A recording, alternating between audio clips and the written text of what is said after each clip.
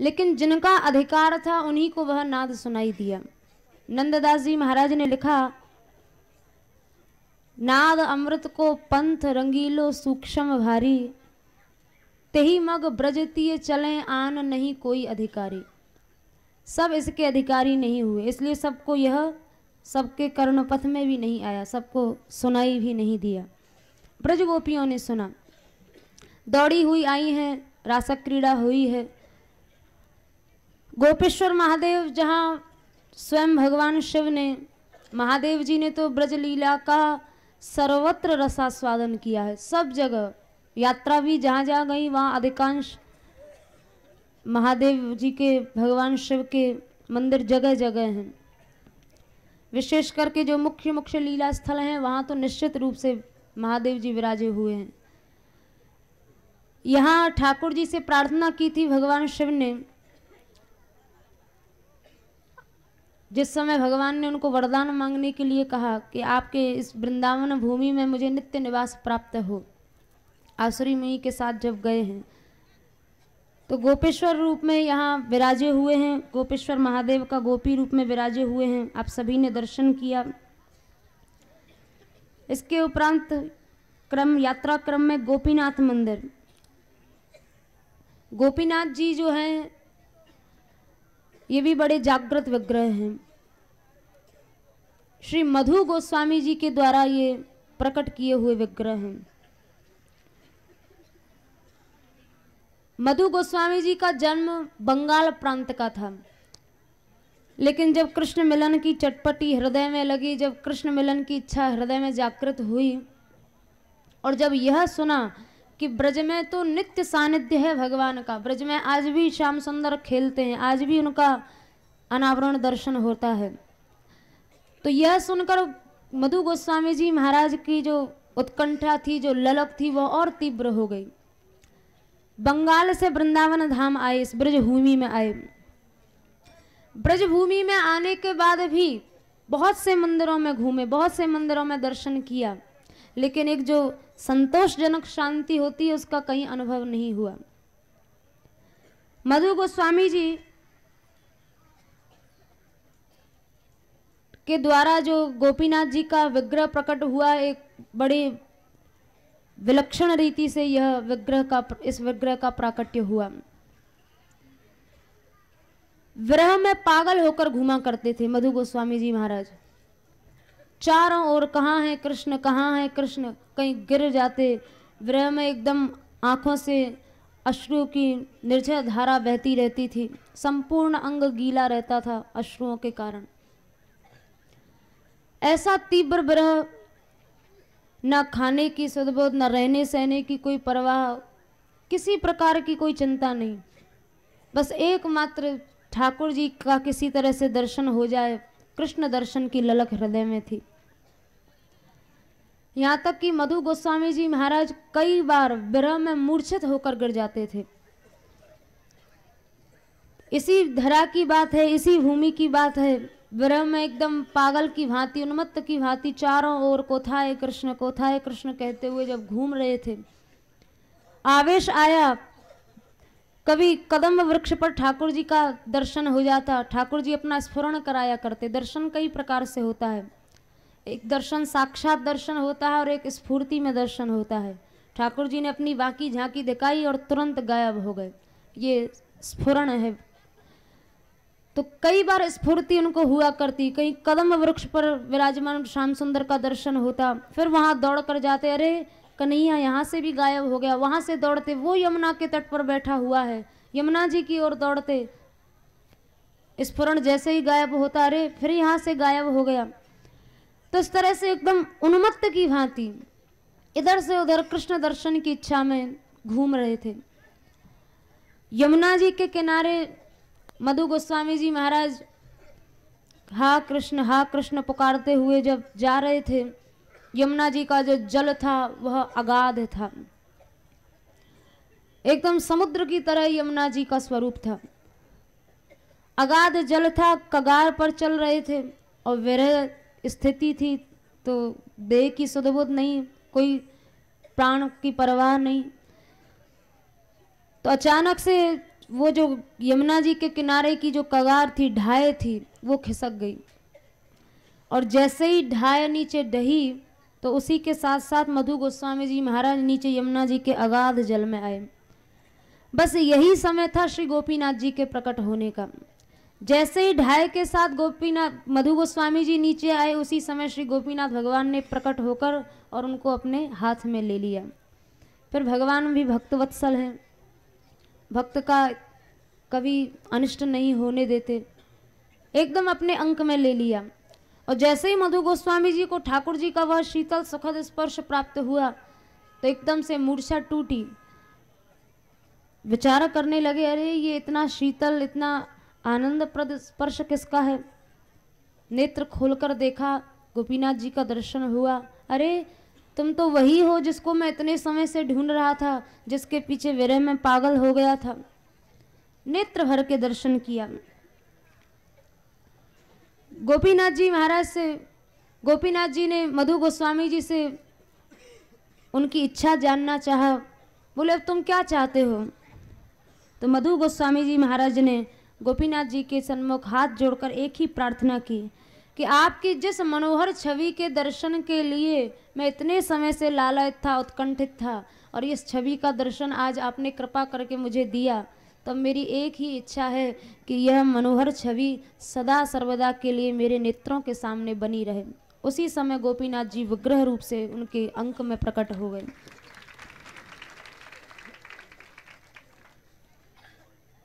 सर्वानुग्रह कारक जो रूप था वो भक्तानुग्रह कारक रूप में प्रकट हो गया।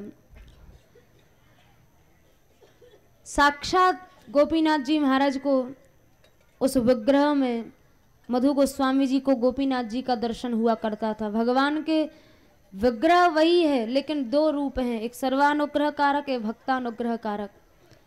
सामान्य साधारण लोग जब मंदिरों में जाते हैं तो वही पाषाण की मूर्ति, काष्ठ की मूर्ति ऐसी भावना करते हैं। ये सर्वानुग्रह कारक ठाकुर जी का रूप है। उसी जगह एक विशेष भावना को लेकर जब भक्तजन मंदिर में जाते हैं तो उनको भगवान का साक्षात दर्शन होता है। ये भक्तानुग्रह कारक ठाकुर जी का स्वरूप है। मधु गोस्वामी जी महाराज को उस विग्रह में साक्षात ठाकुर जी का दर्शन होता था। तो मधु गोस्वामी जी के द्वारा गोपीनाथ जी का विग्रह प्रतिष्ठित हुआ। बाद में 40 वर्ष तक आप बंशीवट के निकट मधु गोस्वामी जी के साथ उनकी झोपड़ी में ही विराजते रहे। उसके बाद 1589 में बादशाह के दरबारी खंडेले राजा रायसल शेखावत ने आपके लिए एक लाल पत्थर का बड़ा विशाल मनोरम मंदिर बनवाया। मधु गोस्वामी जी के प्रतिष्ठित ठाकुर जी वहाँ विराजमान हुए। उसके पश्चात जब मुगलों का आतंक बढ़ा इस धरा पर, तो फिर यहाँ से सब धीरे धीरे करके ठाकुर विग्रह जो थे वो यहाँ से विभिन्न जगह पहुँचाए गए, अलग अलग जगह पहुँचा दिए गए। बहुत से ठाकुर विग्रह उस समय भूमिगत भी हो गए, बहुत से भिन्न भिन्न राज्य प्रांतों में पहुँचा दिए गए।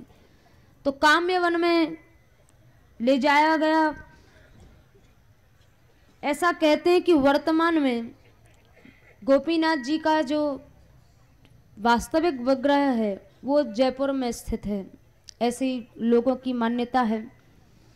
जो भी हो, क्योंकि मुगलों का आतंक तो यहाँ हुआ ही, विधर्मी आक्रांता यहाँ बराबर आते ही रहे, आक्रांत मचाते ही रहे।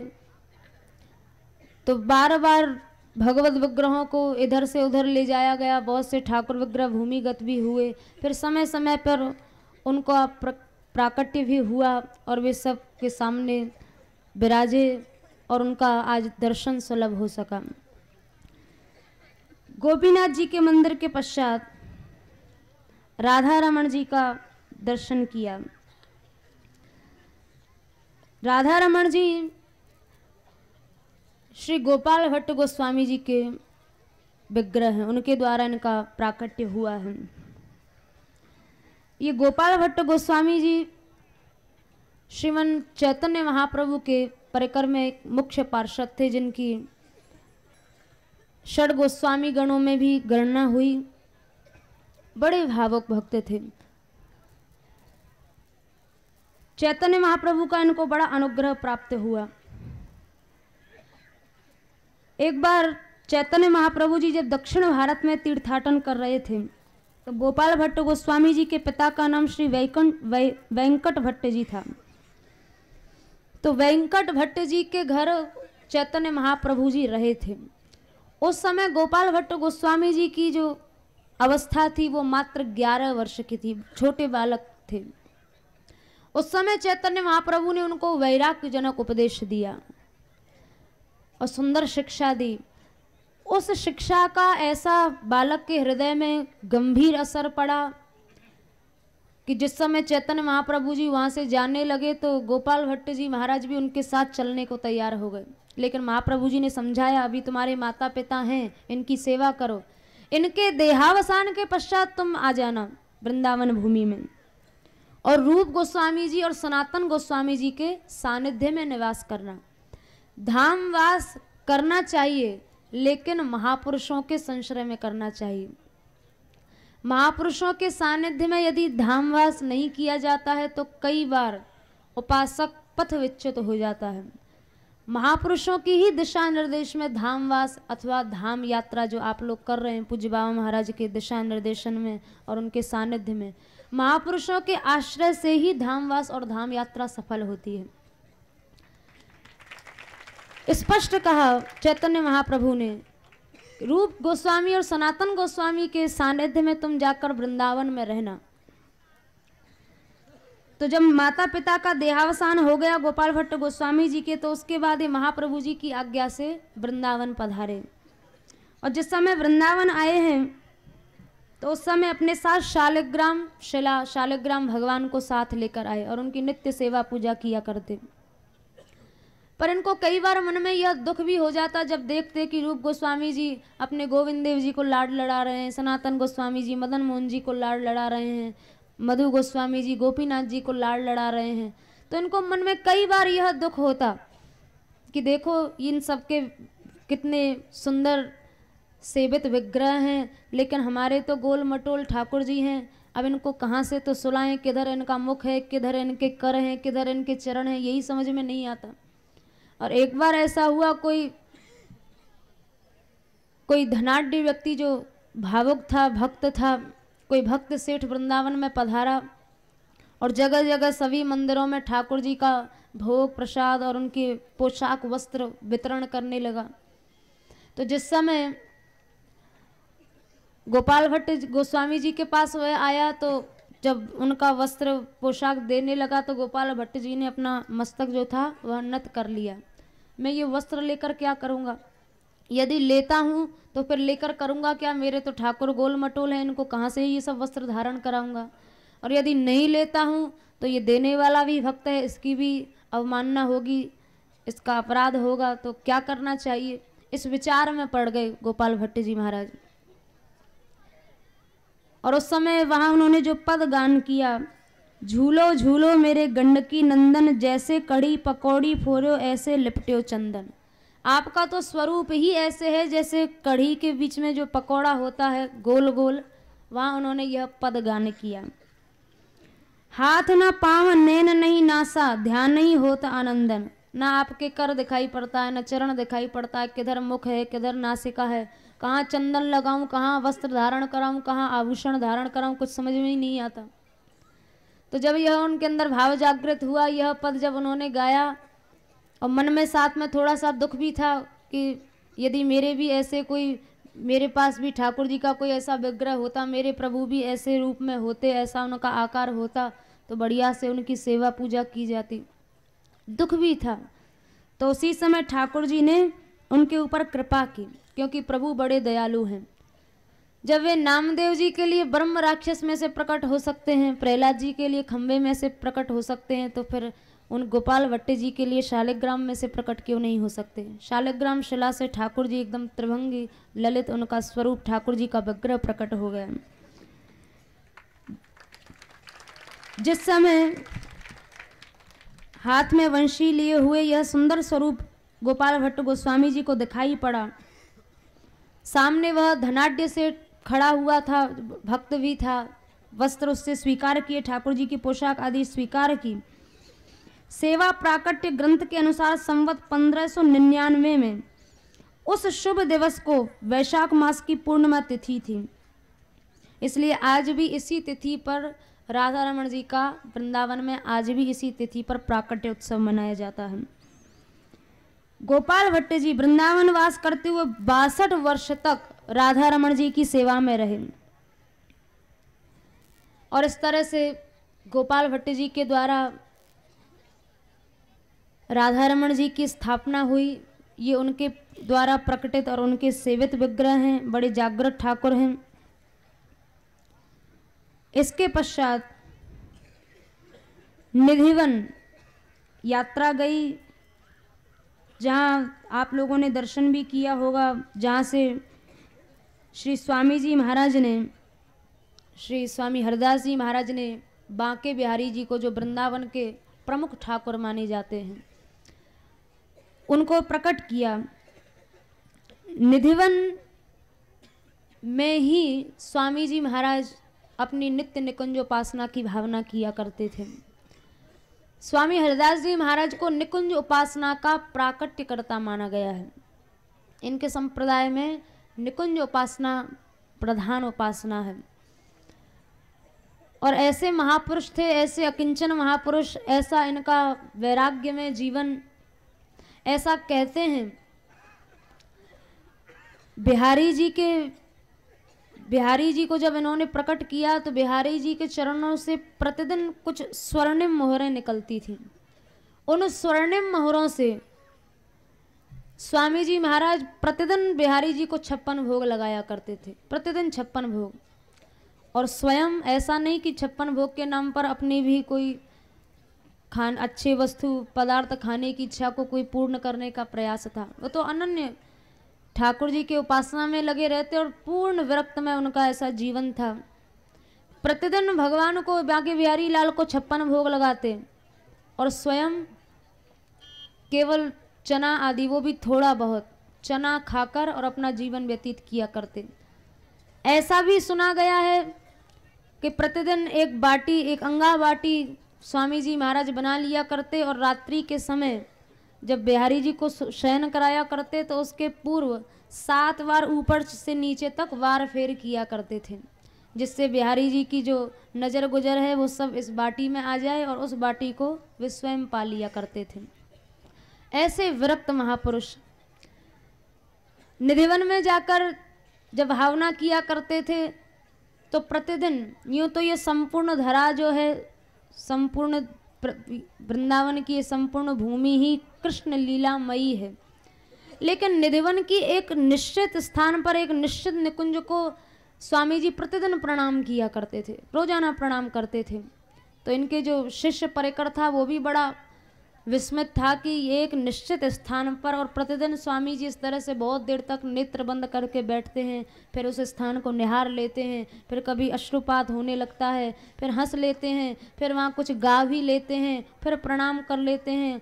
तो इस तरह का ये जो प्रतिदिन का क्रम चलता है, आखिर इस स्थान विशेष में है क्या? तो एक बार शिष्यों ने जिज्ञासा की। उनके जो शिष्यगण थे उनमें प्रमुख शिष्य थे श्री विट्ठल विपुल देव जी महाराज। इनकी परंपरा में, स्वामी जी की परंपरा में 8 आचार्य हुए हैं, जिनको अष्टाचार्य के नाम से जाना जाता है।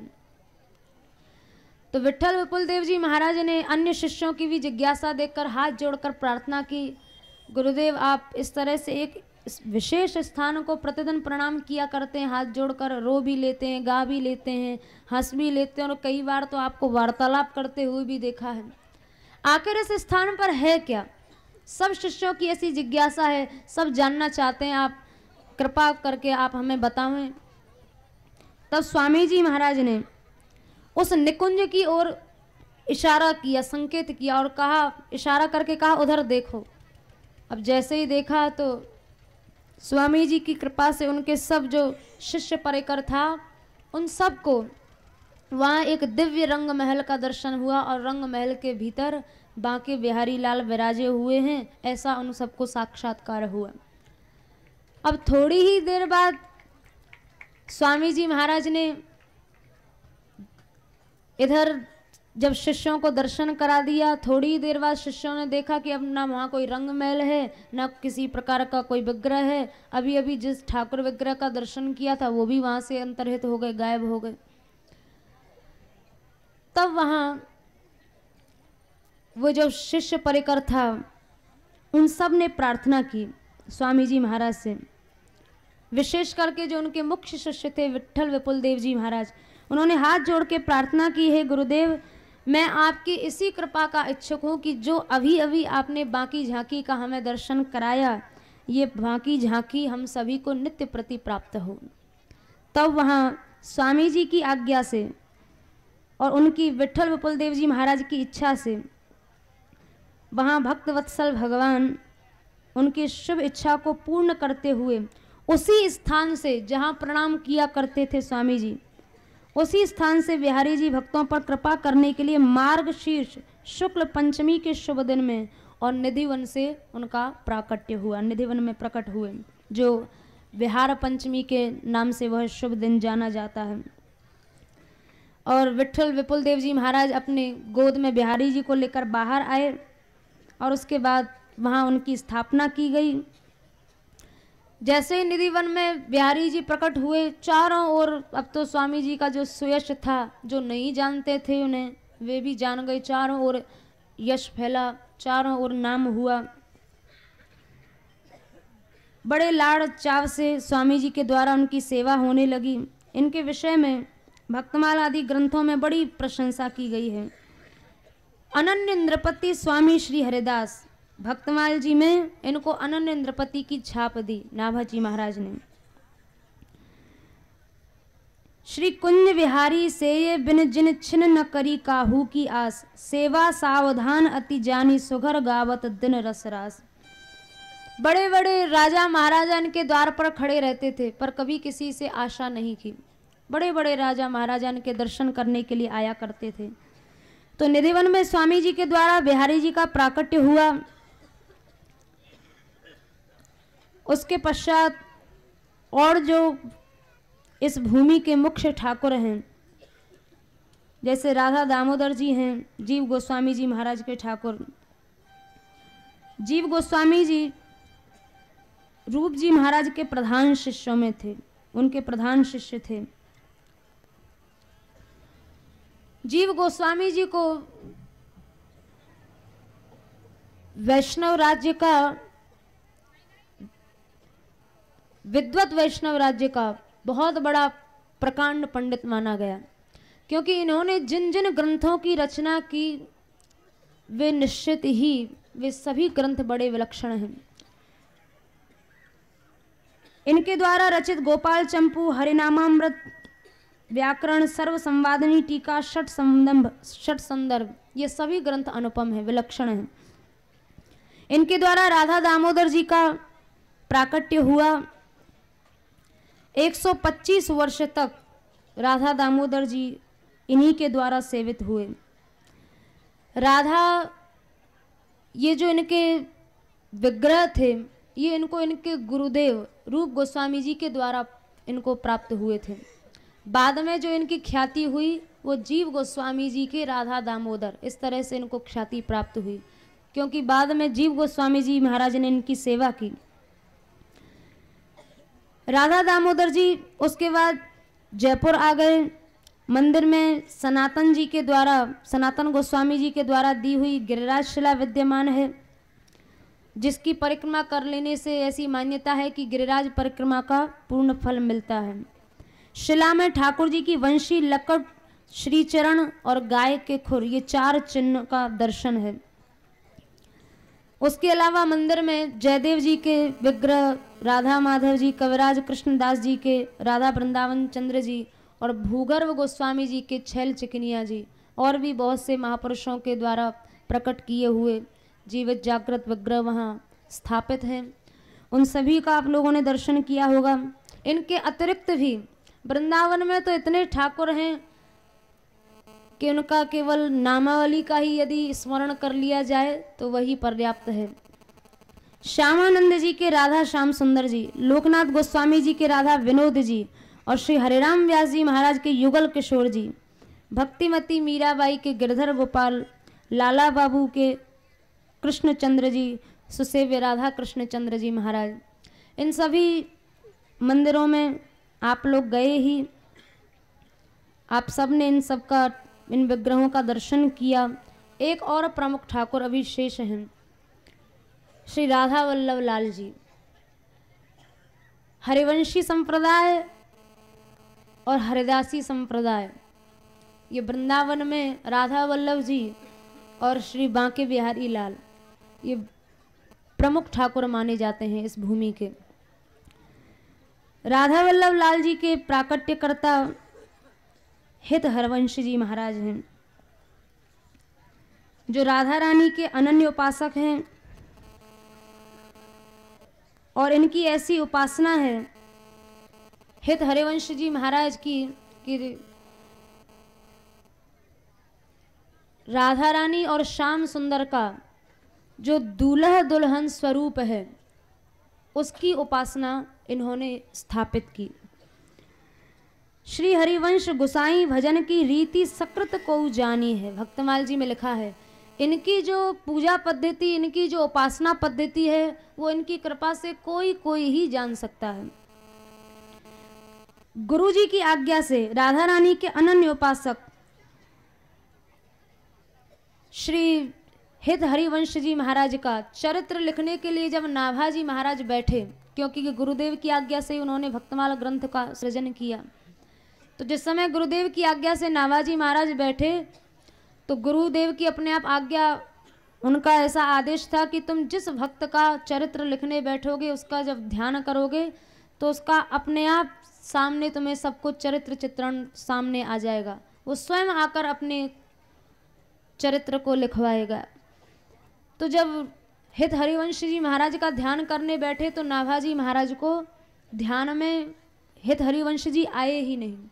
अब तो ये बड़े चिंतित हुए, इनका किस किस तरह से चरित्र लिखा जाएगा। तो ध्यान में भी कुछ, मन में भी कोई स्फूर्ति नहीं हो रही है। तो उस समय गुरुदेव के पास पुनः नाभाजी महाराज गए। तब गुरुदेव ने आज्ञा की कि नाभा, ये तो श्री राधा रानी के अनन्य उपासक हैं जिनका चरित्र लिखने तुम बैठे हो, बिना श्री जी का सुयश गाए तुम इनका चरित्र नहीं लिख पाओगे और इनका दर्शन तुम्हें नहीं होगा। तब वहाँ नाभाजी महाराज ने श्री राधा रानी की वंदना की और एक पद गाया, वंदऊ श्री राधिका पद पदम। और जिस समय यह पद गान किया उसके बाद नाभाजी के मानस पटल पर इनकी स्फूर्ति हुई और उसके पश्चात श्री राधा चरण प्रदान हृदय अति सुदृढ़ उपासी। नाभाजी महाराज ने लिखा, ये ऐसे अनन्य उपासक थे श्री हित जी महाराज। और इनके विषय में लिखा है, श्री हरिवंश सुरीति सुनाऊं, श्यामा श्याम एक संग गाऊं। बहुत से लोग ऐसा भी कभी कभी सोच लेते हैं कि इनके संप्रदाय में लाल जी को कोई स्थान नहीं दिया गया, ये तो राधा प्रधान संप्रदाय है। ऐसा नहीं है, यहाँ सर्वत्र इस भूमि पर युगल सरकार की उपासना है। सर्वत्र इस भूमि पर श्यामा श्याम एक संग गाऊं, छिन एक कबहू न अंतर होई, प्राण सु एक देह है दोई।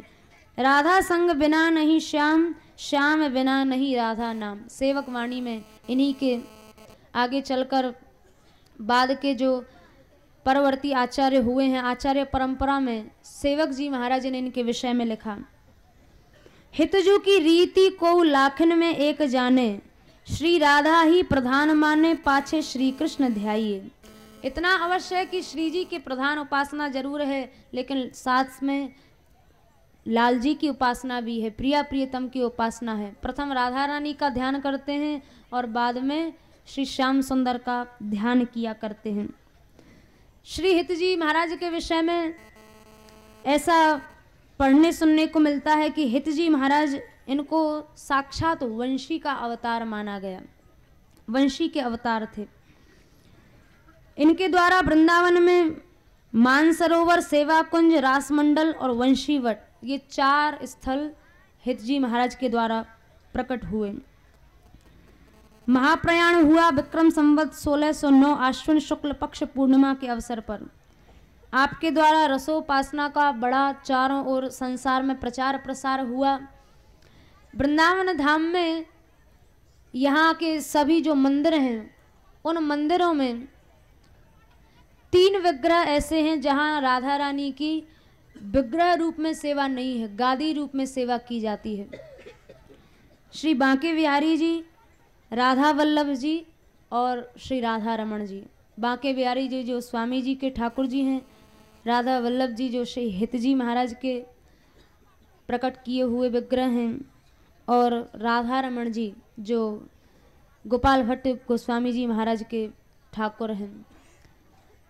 तो ये 3 विग्रह ऐसे कहे गए हैं कि यहाँ राधा रानी की गादी रूप में सेवा होती है।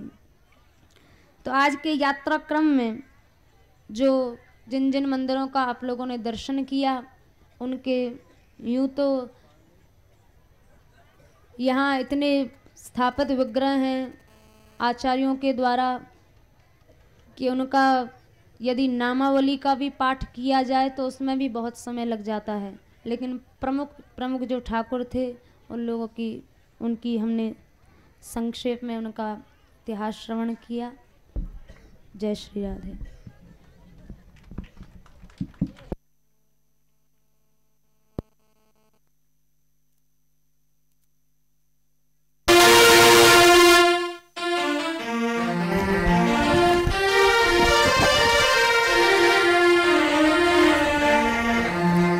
वृंदावन धाम की यात्रा आज आपकी संपन्न हो गई। कल वृंदावन से आप लोग पानी गांव जाएंगे और शेष यात्रा आधी जो पूरी हो गई है, आधी बाकी है, कल से शुरू हो जाएगी। अब कीर्तन कर लो।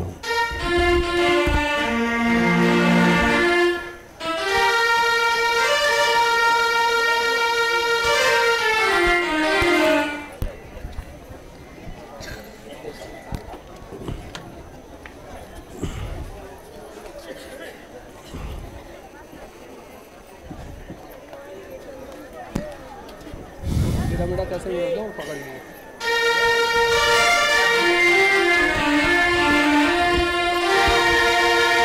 राधे गोविंद माधव गोपाल राम।